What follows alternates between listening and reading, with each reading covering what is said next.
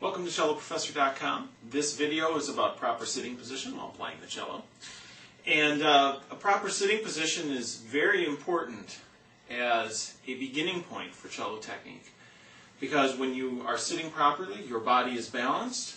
When you are not sitting properly, your body will be out of balance. When your body's out of balance, muscles that would have been contributing to the actual technique of playing the cello are now being activated to hold your position. And we don't want that. We want our muscles to be free to do their job, their important job of playing the cello. So it's very important that we are balanced because we free up our muscles. Okay?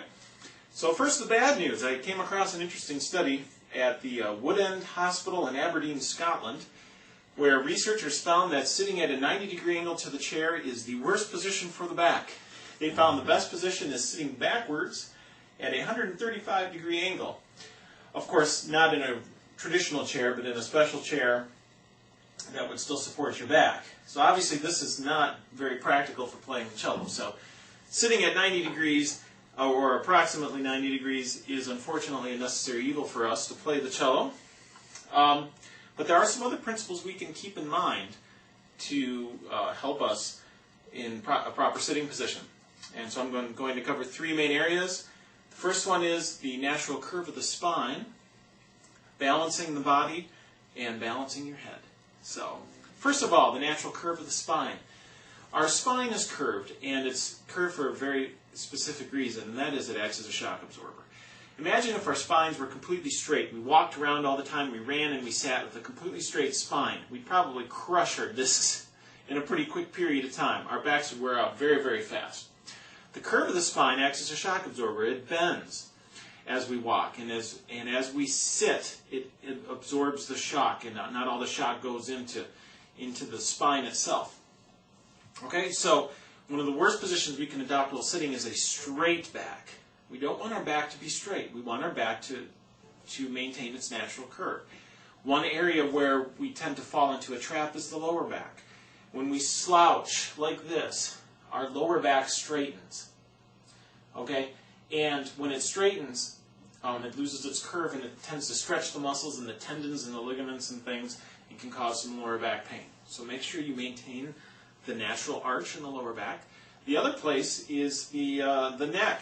We don't want to be straight thinking, oh, we must sit straight, so I'm going to straighten my neck here and, sit real tall and everything. No, we need to maintain the natural curve of the upper back and the neck as well. What we need to think of is balance, okay? Which brings us to the next point. So the first point is respect the natural curve of the spine. Okay, the next aspect is balance. We need to balance our upper body, and this has a lot to do with our chair height. If the chair is too low, it's going to push our knees upward, and we're going to be out of balance. It's going to push our body backwards. If our chair is too high, and then our knees are really low in the chair, it's going to push us forward out of balance. And again, our muscles will have to work extra hard just to keep us in position if we're out of balance. So we need a proper chair height. I prefer a chair height where my thighs are very, very slightly at a downward angle, but not much. By the way, a telltale sign that your chair is too high, one of your legs goes numb, or both of your legs go numb. If your chair is too high, it'll push on the bottom of your thigh against a nerve that'll make your leg go numb. Okay? Now, what happens if you have to play on a chair that's too low? First of all, you can buy a cushion that you can use so you can adjust your chair height if you play an orchestra or something and you don't like the chairs there. But let's say you forgot your cushion and your chair is too low. Okay? If your chair is too high, I'm afraid I'm not sure I can help you a whole lot with that. But I can help you if your chair is too low. Let me show you what I do. Okay, this chair is really too low for me. You can see my knees are kind of up and it's pushing me backwards. Not real comfortable. I will deviate from the orthodox position of the feet, which I'll get to in a moment, which is feet flat on the floor, and I will allow my feet to tuck under the chair a little bit. This now allows my knees to go down, as opposed to being so high and pushing me backwards, allows them to go down and balance my upper body. And I just deviate from the traditional orthodox position just for the sake of balance. All right, so I'll play a little bit like this. It's not the most visually appealing, but you got to do what you got to do, right? To stay balanced. Balance is more important than anything else. Okay, So let me get my other chair. Find a chair that's a good height so you can balance your upper body. Now, in balancing the upper body, I prefer sitting on the edge of the chair, although you do not need to sit on the edge of the chair to be balanced. Okay, you can be at the back of the chair to be balanced. I still prefer to sit at the edge of the chair so that I feel more engaged when I'm playing the cello. When I sit in the back of the chair, I feel lazy. I don't like the feeling. So I sit more towards the edge of the chair, and it looks something like this. Okay, so here I am at the edge of the chair. You can notice my legs have a very slight downward angle, and I'm leaning slightly into the cello. Okay, and I have the curve in my lower back, and I'm not sticking my neck forward. I'm not straightening my neck. I'm just keeping a natural curve to the spine. Now, another important aspect is your sit bones. Now, if you're just sitting still and you're not moving, playing the cello, the balance position would be you have equal weight on both of your sit bones, right on top of the chair. Okay? Now, the problem is, though, is our bow arm. Our bow arm moves this way and it moves this way. That affects our balance. So, when I'm pulling the bow out here, I like to lean a little bit onto my left sit bone to counteract the extra weight over here. When I'm over here, I might counteract a little bit by leaning slightly on the right sit bone. So I might do something like this. When bowing quickly,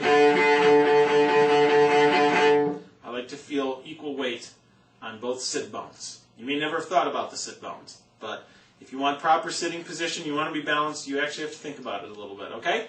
So that's what I do, that's what I think of when balancing myself on the chair. I prefer one foot a little bit in front of the other. I prefer my left foot in front of my right foot. Okay, that also gives you some balance and the ability to shift your weight back and forth, as I was just showing you. Okay, much in the same way a violinist might shift their weight. They would put one foot in front of the other. Okay, now the neck. Okay, it's very important that your head is balanced.